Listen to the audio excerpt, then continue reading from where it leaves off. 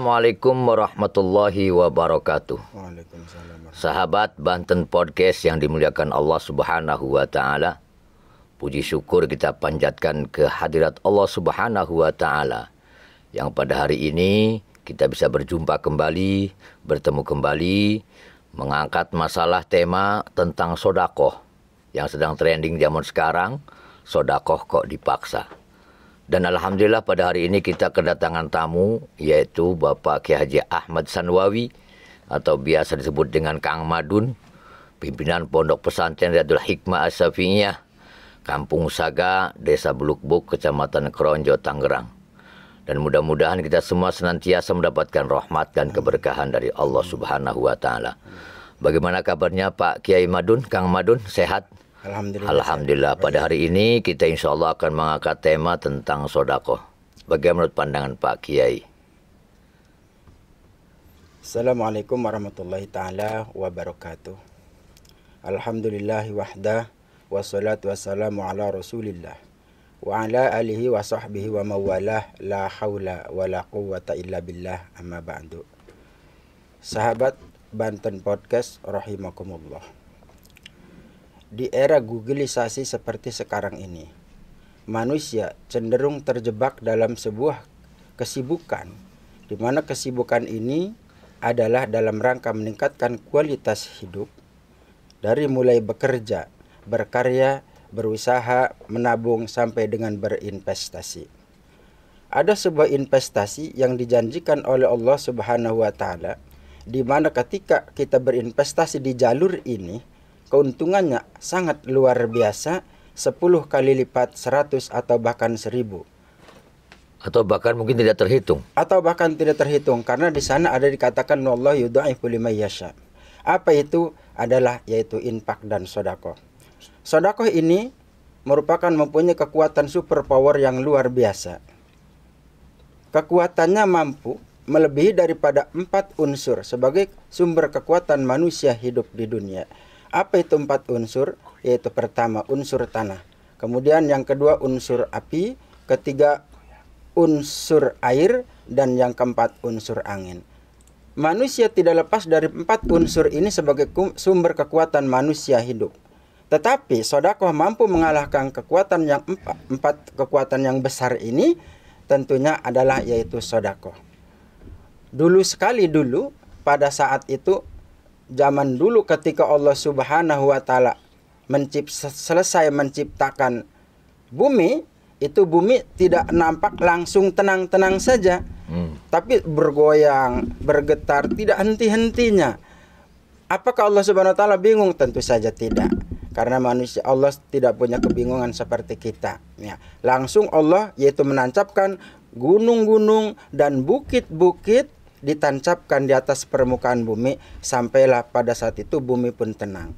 Malaikat yang menyaksikan ini penasaran dan merasa heran dengan kekuatan gunung dan bukit-bukit yang begitu luar biasa. Maka kemudian malaikat bertanya, hal min khalqika syai'un asaddu minal jibal? Apakah ada makhluk engkau ciptaanmu ya Rabb yang lebih kuat daripada gunung? Kemudian Allah Subhanahu wa Ta'ala menjawab, ada, yaitu al-hadid. Apakah? Kemudian malaikat bertanya lagi, adakah yang lebih kuat daripada besi? Kemudian Allah menjawab lagi, ada, yaitu api. Kemudian malaikat bertanya lagi, adakah yang lebih kuat daripada api? Ada, yaitu air. Karena api bisa dikalahkan sama air. Kemudian malaikat pun juga kembali bertanya kepada Allah Subhanahu wa Ta'ala, adakah yang lebih kuat daripada air? Ada, yaitu ar-rih. Angin inilah yang lebih kuat daripada apapun. Banyak hal yang dihancurkan oleh angin. Kemudian malaikat bertanya lagi, adakah hal min khalqika syai'un asaddu minar rih? Kemudian Allah Subhanahu wa Ta'ala menjawab, ada, yaitu sedekah, yang ketika sedekah itu diberikan dengan tangan kanan, tangan kirinya pun nyaris tidak tahu. Itulah makna hebatnya sodako, mampu mengalahkan kekuatan besar sebagai sumber kekuatan manusia hidup, yaitu 4 unsur tadi. Demikian yang saya sampaikan. Terima kasih. Wassalamualaikum warahmatullahi taala wabarakatuh. Jadi kesimpulannya Pak Kiai, bahwasanya sodako ini ada sesuatu kekuatan yang besar. Betul. Lalu sebetulnya pengertian sodako itu apa sih sebenarnya? Pengertian sodako itu sebenarnya adalah taqarrub ilallah.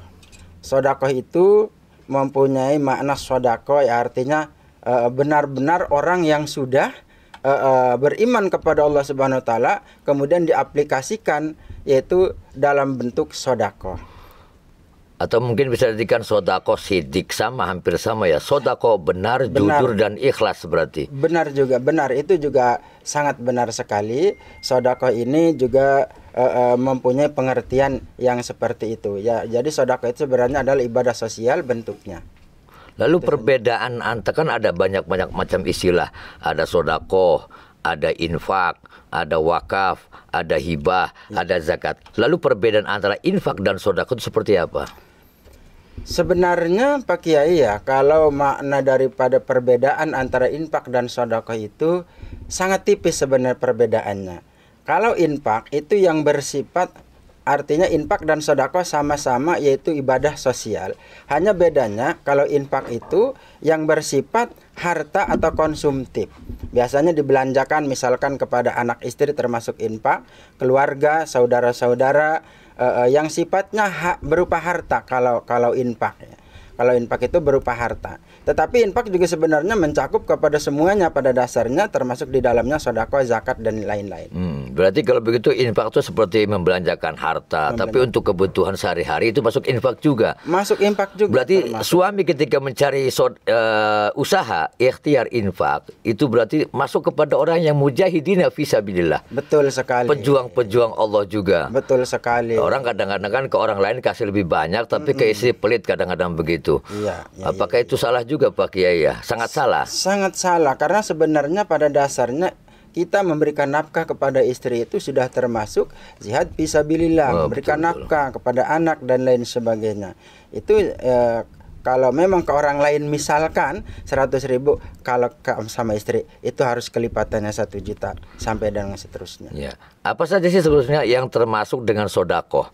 Dalam pengertian di sini apakah tentang ilmu, tentang nasihat, atau kemudian sodakoh itu apakah hanya sebatas materi saja?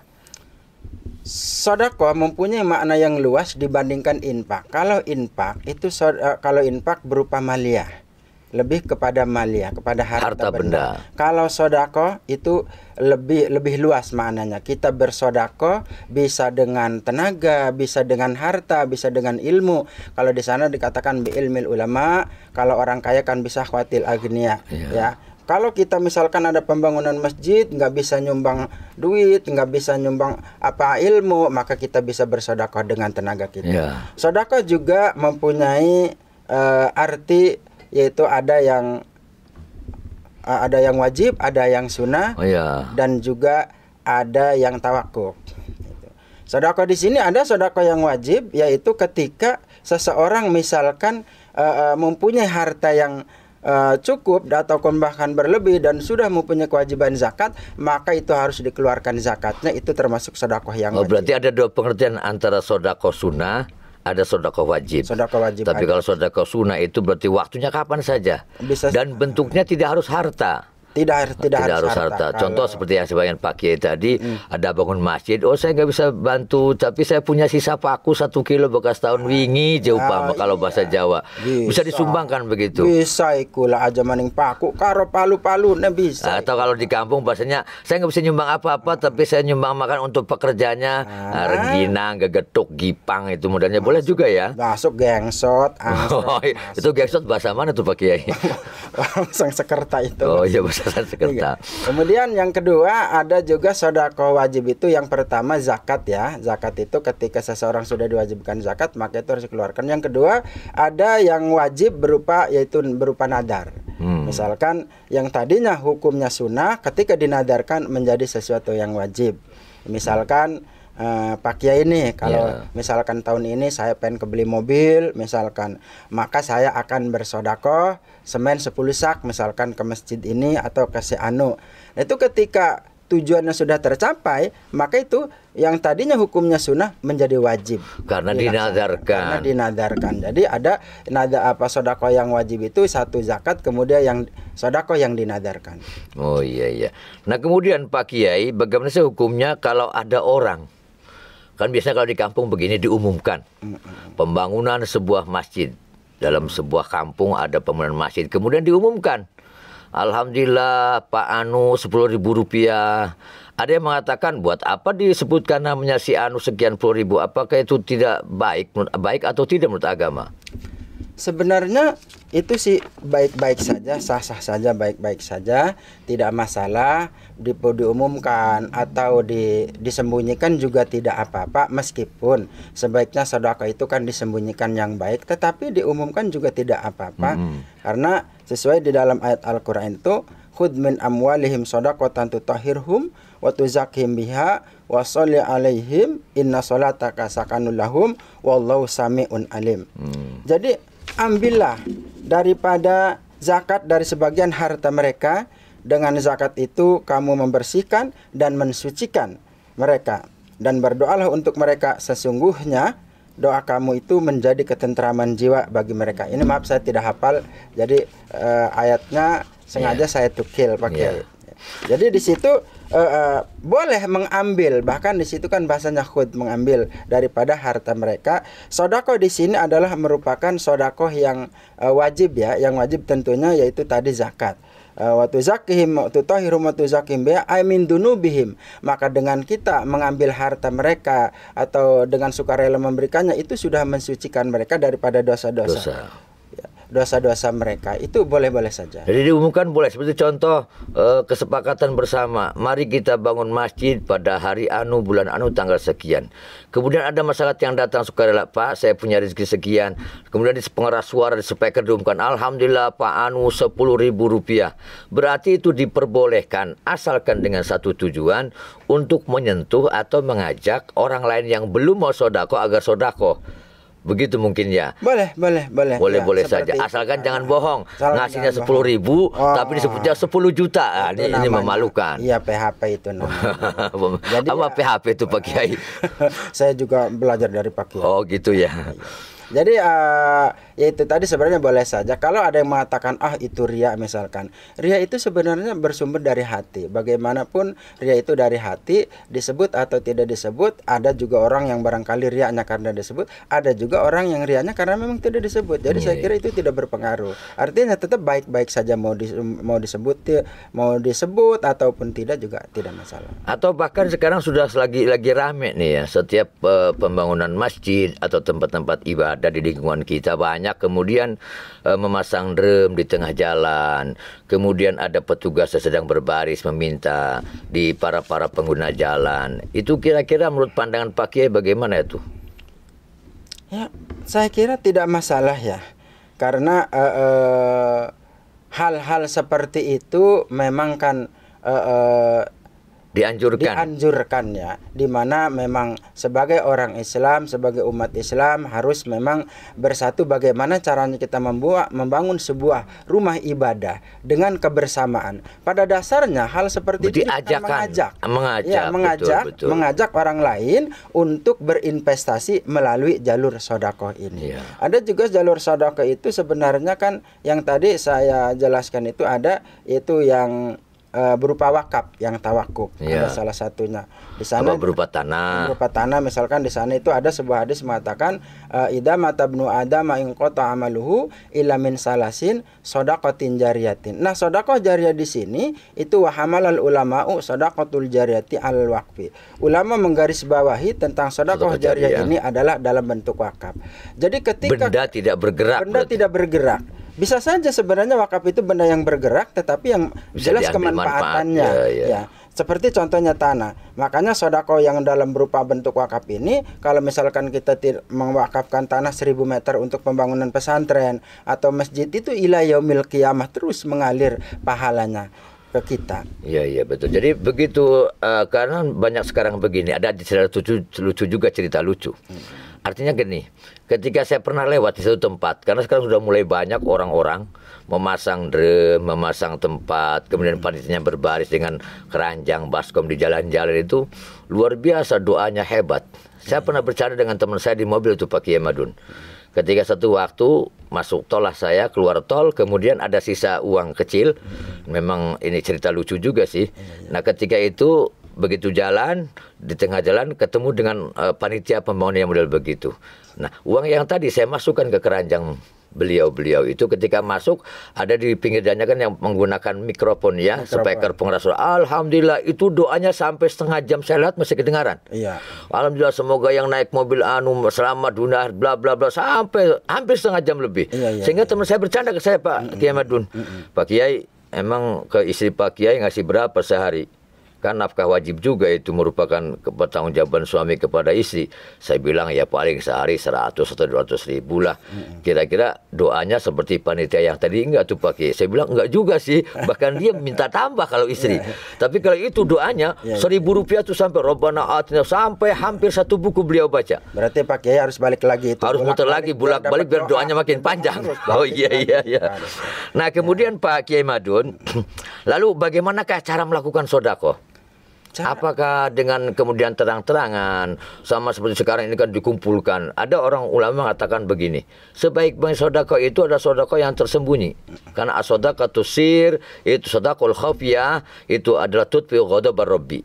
Bisa memupuskan, kalau bahasa Serang, mepesaken, mematikan daripada murkanya Allah Subhanahu wa taala. Bagaimana pandangan Pak Kiai cara sedekah yang baik? Cara sedekah yang baik sebenarnya yaitu sebenarnya baik secara terang-terangan juga baik, maupun secara sembunyi-sembunyi juga baik. Tentu tetapi dua kebaikan ini ada yang lebih baik. Ada yang lebih baik itu kalau lebih baiknya itu secara sembunyi-sembunyi. Yang tadi saya katakan di awal bahwa kekuatan sedekah yang mampu melebihi 4 unsur sebagai kekuatan sumber manusia hidup itu adalah sedekah yang sir, sedekah yang dirahasiakan. Tetapi kembali lagi, kalau memang kita belum bisa secara terang-terangan pun tidak apa-apa ya. Yang penting kita memang sudah ada niat ikhlas untuk bersedekah. Ada juga begini Pak Kiai ya, karena memang suami istri, kewajiban istri kan ada 3 hal. Satu diantaranya menjaga harta suami ketika suami tidak ada. Nah kebetulan suami istri ini kemudian suaminya sedang kerja atau sedang keluar rumah. Kemudian biasanya kan kalau di kampung ada orang minta-minta, Assalamualaikum, saya sering sampaikan, kalau orang yang datang meminta apapun wujudnya kita kasih. Bagaimana hukumnya seorang istri memberikan sedekah kepada pengemis yang datang ke rumah, sementara harta ini kan milik suami. Suaminya sedang tidak ada. Itu dalam pandangan agama bagaimana tuh Pak Kiai? Dalam pandangan agama, sedekah yang memang hukumnya sunnah. Karena asal sedekah ini sedekah yang sunnah, yang dimaksud di sini adalah sedekah yang sunnah. Ketika memang hukumnya sunnah, sementara taat kepada suami adalah wajib, maka harus yang didahulukan wajib.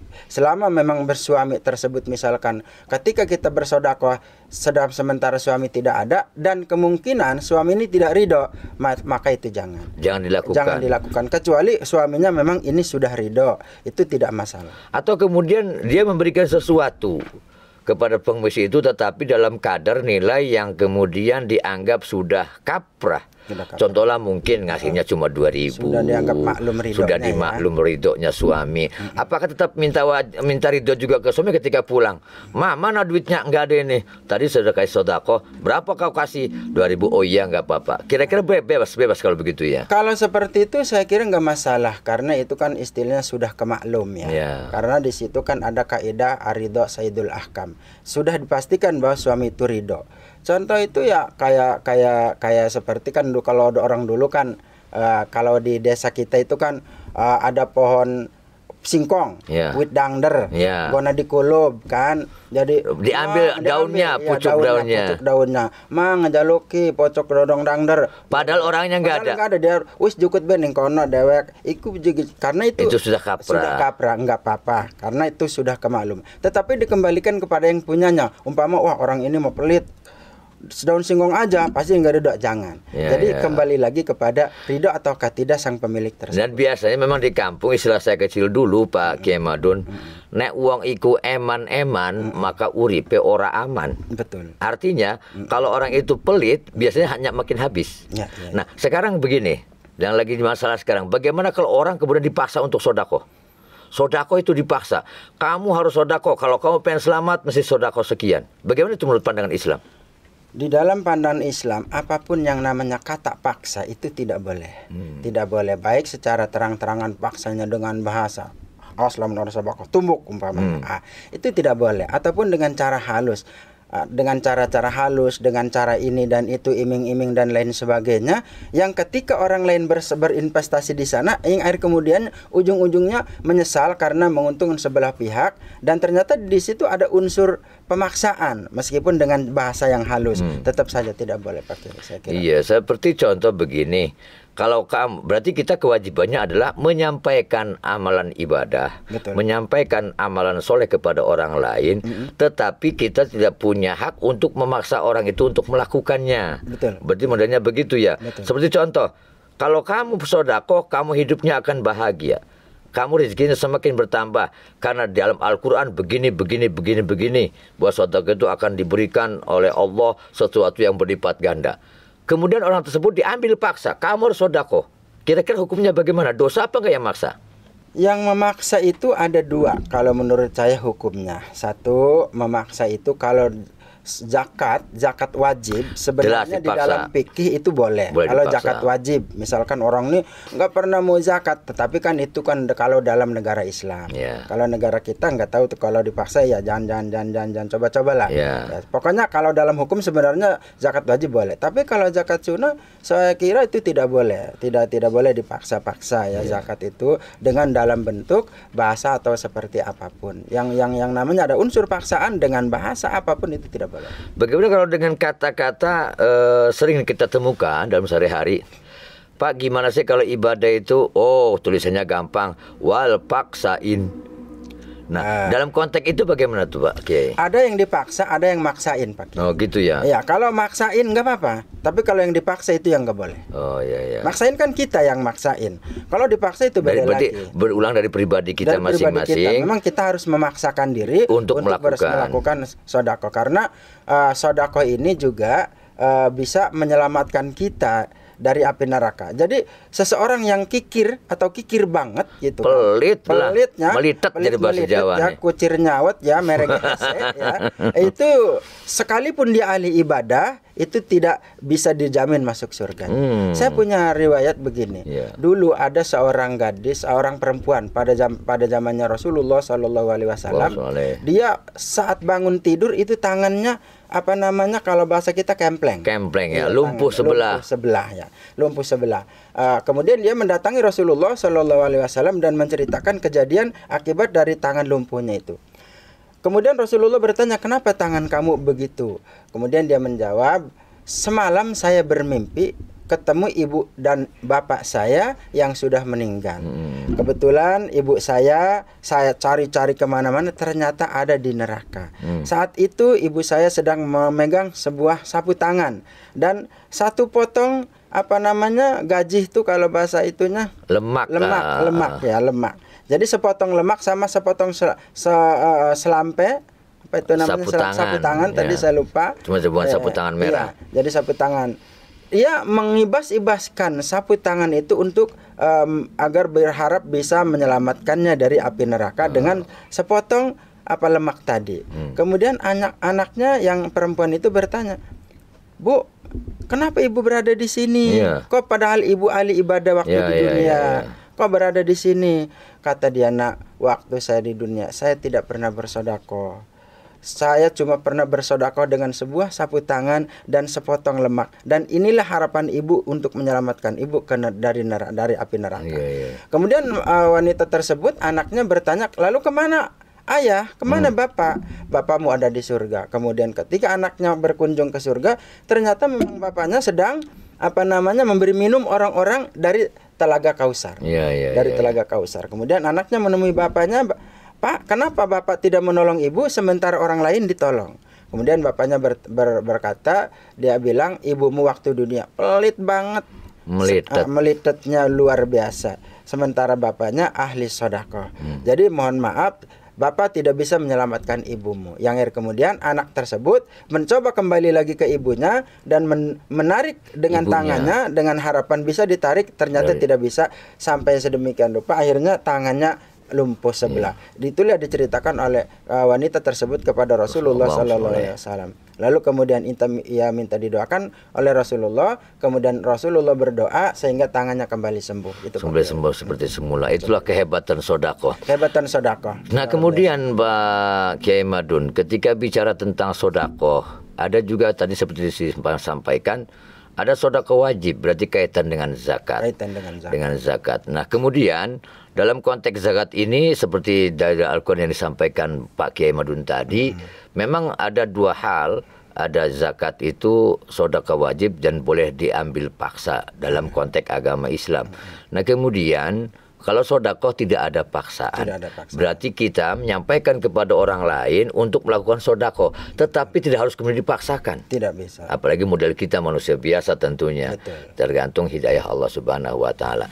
Nah, kemudian Pak Kiai Madun, bagaimana konteksnya kalau ketika orang meminta-minta zaman seperti sekarang ini ya, untuk bangun anu dan sebagainya, itu dalam konteks pemikiran Pak Kiai Madun bagaimana? Boleh, itu sebenarnya boleh saja, di mana di situ ada sebuah Allah Subhanahu wa taala memberikan sebuah sinyalemen melalui ayat Al-Qur'an, yaitu At-Taubah surat ayat 10.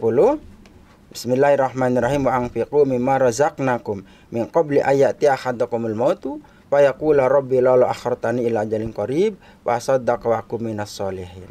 Jadi sebenarnya meminta-minta yang tadi itu maksudnya meminta-minta seperti yang di jalan-jalan pakai apa bagaimana? Ya, seperti minta untuk bangun door to door masuk atau kemana, atau bikin kalau jam sekarang proposal lah untuk membangun pesantren, untuk membangun kira-kira bagaimana itu?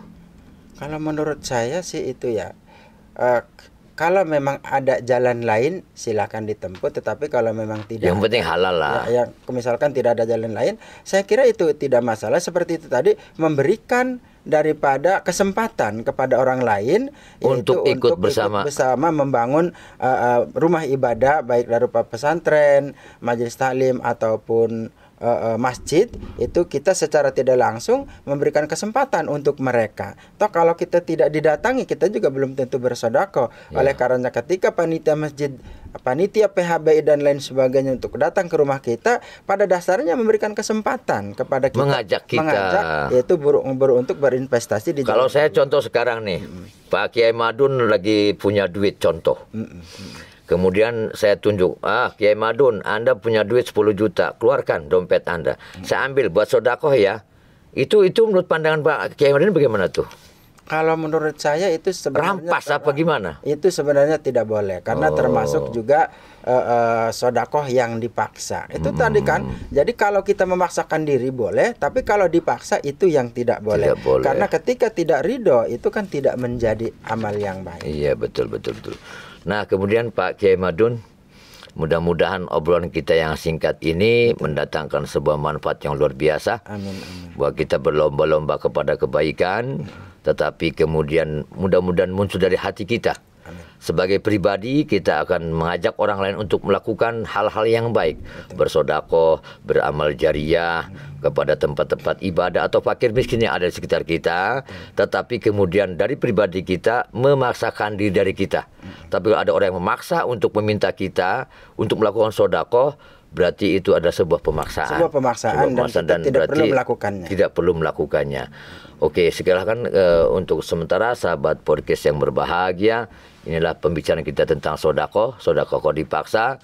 Kesimpulannya Pak Kiai Madun. Kesimpulannya bari sahabat Banten Podcast, rahimakumullah sedulur wong Banten kabeh, kalau kita mempunyai kelebihan harta itu dan memang sudah diwajibkan zakat, maka itu harus dikeluarkan zakatnya, karena zakat ini nanti kalau tidak dikeluarkan itu menjadi hutang kita kepada Allah Subhanahu wa taala. Misalkan kita tidak ada umur nih, misalkan meninggal dunia, maka itu zakatnya itu menjadi hutang yang harus dibayarkan oleh ahli warisnya. Itu yang sangat terisi. Oleh karenanya wajib zakat itu harus dibayarkan, dan kalau memang kita punya kelebihan harta. Kemudian yang kedua, sedekah juga mampu mengeratkan silaturahmi. Teman-teman yang jauh, saudara-saudara yang sudah jauh, dengan sedekah bisa mempererat tali silaturahmi. Ya. Kemudian sedekah juga memberikan jalan keluar ketika kita misalkan punya masalah yang besar, tidak ada jalan keluar, maka bersedekahlah. Insya Allah Allah Subhanahu wa Ta'ala akan menjamin daripada jalan keluar yang baik. Ada juga jomblo-jomblo misalkan belum punya jodoh nih. Ya, misalkan perbanyaklah sedekah. Perbanyak sedekah, maka jodoh akan menghampiri Anda. Amin. Demikian yang saya sampaikan, mudah-mudahan bermanfaat. Oke, demikian. Terima kasih Pak Kiai Madun dalam aktivitas Anda sehari-hari. Kami ucapkan terima kasih sahabat Banten Podcast di mana Anda berada. Mudah-mudahan Allah senantiasa merahmati kita semua. Amin. Kami akhiri pertemuan kita pada hari ini. Assalamualaikum warahmatullahi wabarakatuh. Waalaikumsalam warahmatullahi taala wabarakatuh.